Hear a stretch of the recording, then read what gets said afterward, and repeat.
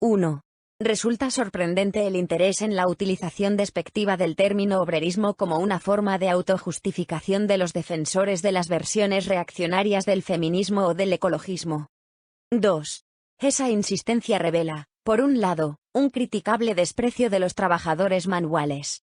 Pero también, fundamentalmente, una clara falta de argumentos para defender posiciones que, en realidad, no son sino estrategias de manipulación de masas de las grandes corporaciones.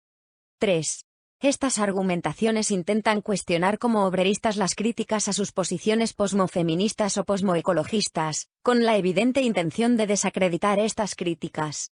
Lo cierto es que se trata de un debate pasado de moda hace ya 30 años. 4. Es importante aclarar que se trata de un debate en el que, en realidad, se confunden varias cuestiones. Por un lado, en todo Occidente se produjo un debate lógico sobre el papel que en el movimiento obrero habían tenido históricamente los trabajadores manuales. Estos trabajadores iban siendo progresivamente sustituidos por trabajadores intelectuales. Ello generó un interesante debate sobre la necesidad de superar el obrerismo, como una forma de reconocer la nueva realidad del conjunto de los trabajadores asalariados.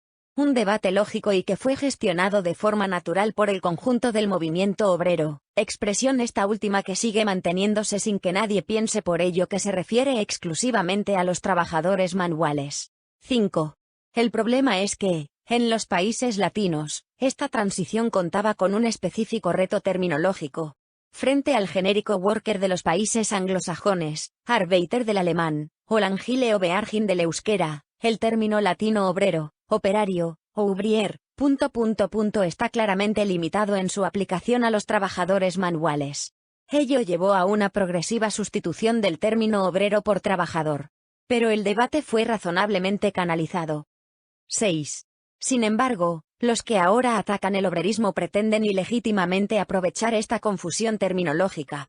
Cuestionan que se dé relevancia al papel de los obreros para, con ese pretexto, cuestionar también de paso el papel de los trabajadores asalariados en su conjunto y también, en definitiva, el de los ciudadanos. Todo ello para defender la primacía de los movimientos feministas y ecologistas posmodernos. Se trata de un evidente engaño basado en una trampa terminológica bastante clara. 7. Se da por supuesto que los lectores van a considerar absurdo apostar en este momento por el obrerismo, y se presenta como única alternativa al mismo las indicadas versiones reaccionarias del feminismo y del ecologismo. 8. Cuestionar el papel central de los trabajadores asalariados es absurdo en un momento en el que ya alcanzan al 85% de la población activa y en una proporción creciente. Pero es especialmente absurdo en el caso del País Vasco, donde los movimientos sociales más serios y eficientes son ahora mismo, de forma clara y rotunda, las dos vertientes clásicas del movimiento obrero, sindicatos y cooperativas.